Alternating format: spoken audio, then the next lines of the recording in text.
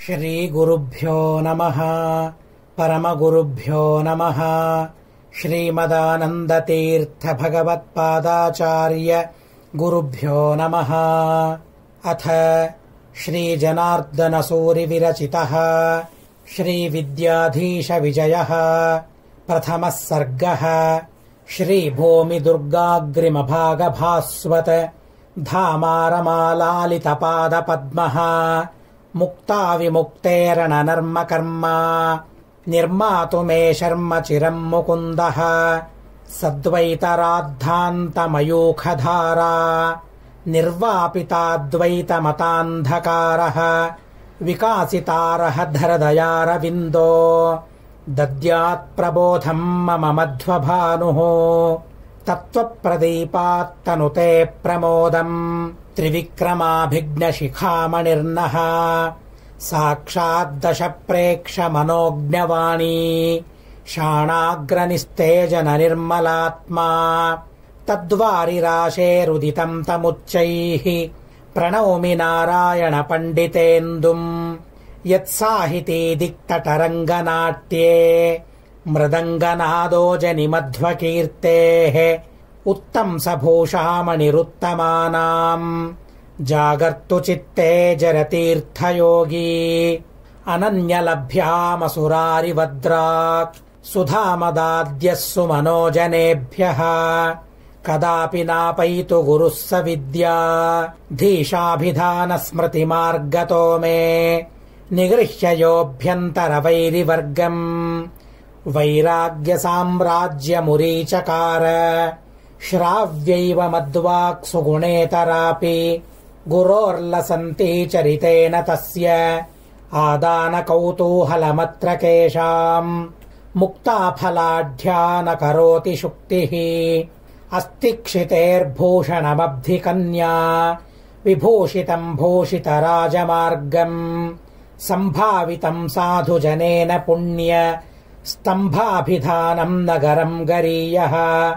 मठान्तरे यत्र मनोभिरामम् त्रैविक्रमम् रूपमुपाददानः आस्ते हरिस्वाङ्घ्रिसरोजभाजाम् तापत्रयाम्भोनिधिकरणधारः कल्हाररेणूत्करधूसराङ्गाः कणान् समन्तात्पयसाम् किरन्तः वलन्ति मन्दम् विशिखासु यस्य गोदातरङ्गालिमरुत्कुमाराः।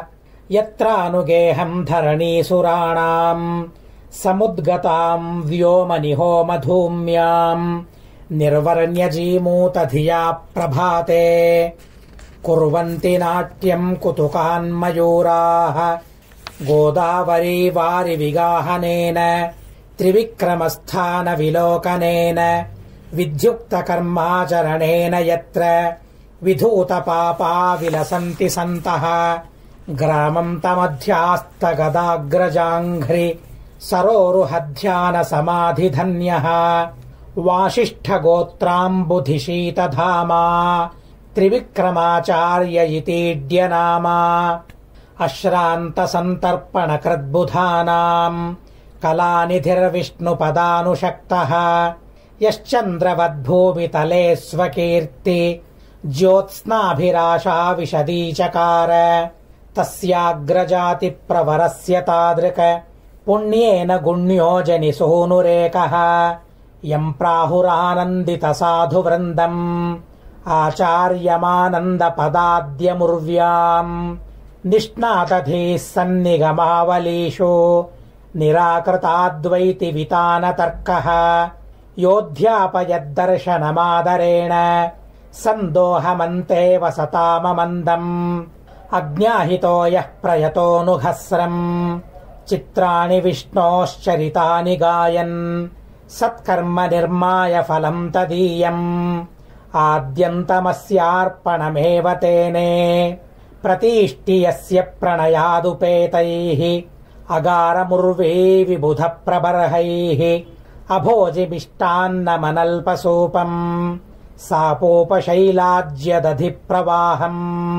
आचूडमापज्जलधौ निमग्नम् अपालयद्रागसुरार्भकञ्यः अव्याजकारुण्यनिधिः स एव यदिष्टदेवो जनिनारसिंहः निसर्गगूढाञ्जरतीर्थयोगी प्रणीतमध्वागमपञ्चिकार्थान् आश्चर्यमक्लिष्टपदाभिरुर्व्याम् यष्टिप्पणीभिः प्रकटीचकार अरुन्धती शक्तिपितुर्यथैव यथा त्रिनाम्नो यमिनो नसूया तस्याभवत्तद्वदपङ्कशीला गङ्गेति भार्या गुणवारिराशेः आकर्ण्य यस्याः पतिदेवतात्वम् गृहेषु वान्यो गृहिणी समूहः व्यालोलताटङ्कयुगाभिरामम् सानन्दमान्दोलयदुत्तमाङ्गम् सा भर्तृशुश्रूषणमप्रमत्ता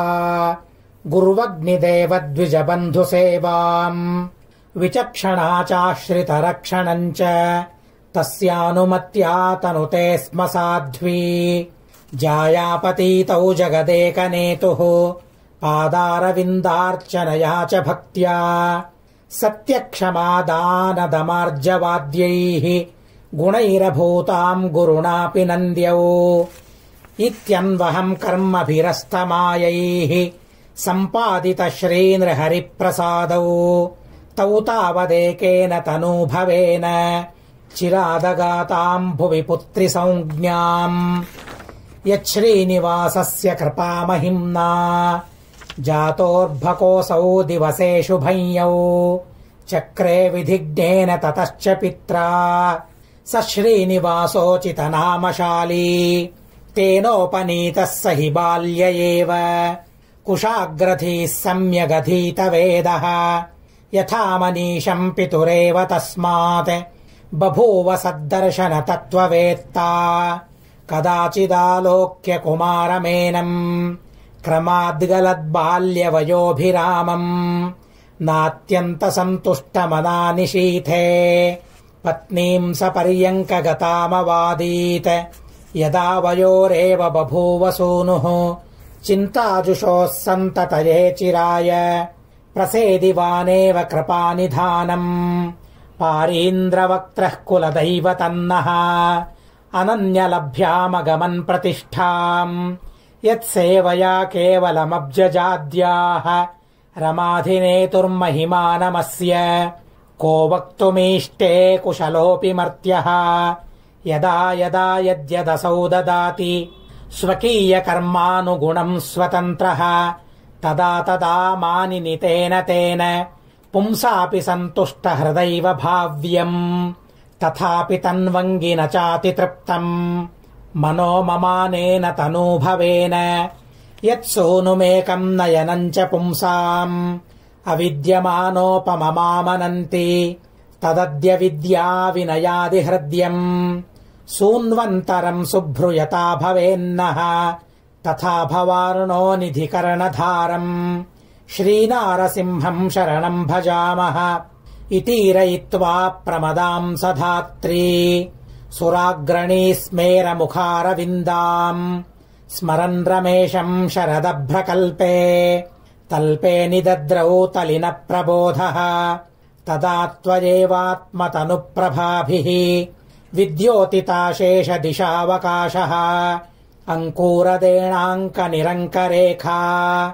शङ्काकरोदग्रकरालदंष्ट्रः भ्रशङ्कनद्भालतटीनिरूढ विसङ्कटभ्रूलतिकाभिरामः तत्तादृगुत्तुङ्गसटाकदम्ब नुत्ताखिलाम्भोधरचक्रवालः सुवृत्तनेत्रत्रयभाप्रक्लृप्ति विकर्तनेन्दुज्ज्वलनाभिभूतिः चिरत्नरत्नोज्ज्वलभूरिभूषा महच्छटा चित्रितमेघमार्गः भुजङ्गराड्भोगनिभप्रगल्भ दोस्तम्भयुग्माञ्चितशङ्खचक्रः रत्नोर्मिकादीप्तिवितानराजत जानूपरिन्यस्तकराब्जयुग्मः श्रीवत्समाकौस्तुभवैजयन्ती भावत्समत्यायत बाहुमध्यः काञ्ची गुणोद्भासि कटीतटाञ्चत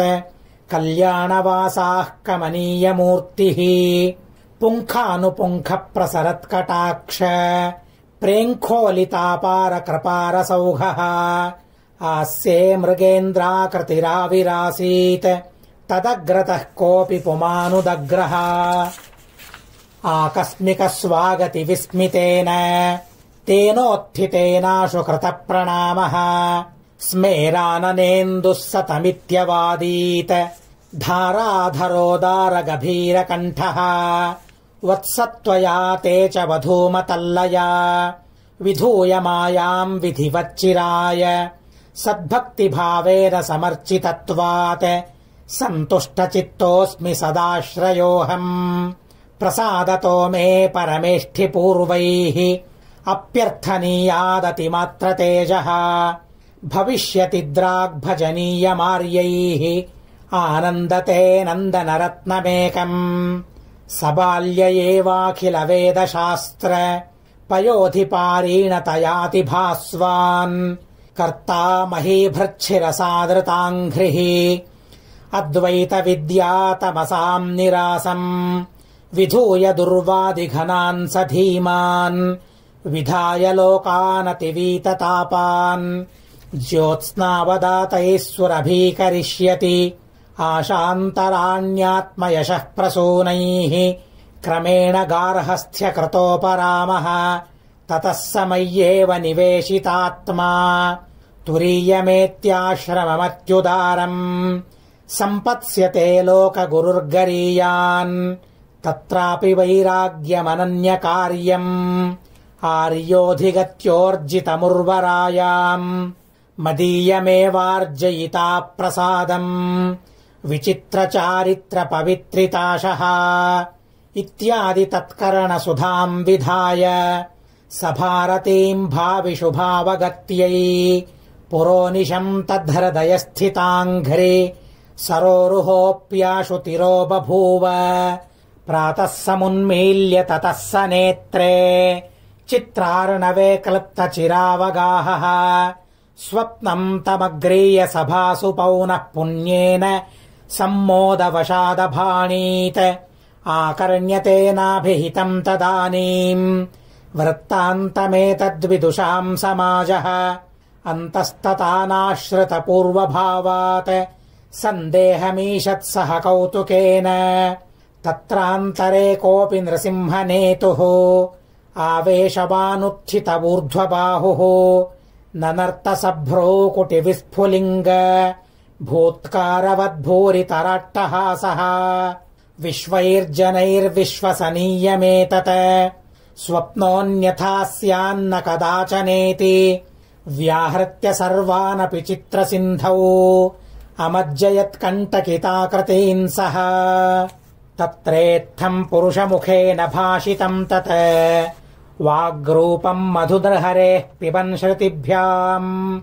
आनन्दद्विजमणिरादधात् स भूयो अत्यन्तम् तन्मनसि निजाभिधानमेव आमोदम् सुममञ्जरीव महितम् पूर्वक्षमाभृत्तटी वेन्दुम् क्षीरपयोनिधानलहरीवामर्त्य भूमिरुहम् हृद्यम् पुण्ड्रलतेव पाण्डुरमणिः कैश्चित्ततो वासरैः गर्भम् लोकहिताय सा द्विजवधूराधत्तगङ्गाम्बिका इति श्रीमद्गदयकोनेरिणाकारिते श्रीजनार्दनसूरिणा विरचिते श्रीविद्याधीशविजये महाकाव्ये प्रथमः सर्गः श्रीगुरुमध्वान्तर्गत श्रीकृष्णार्पणमस्तु।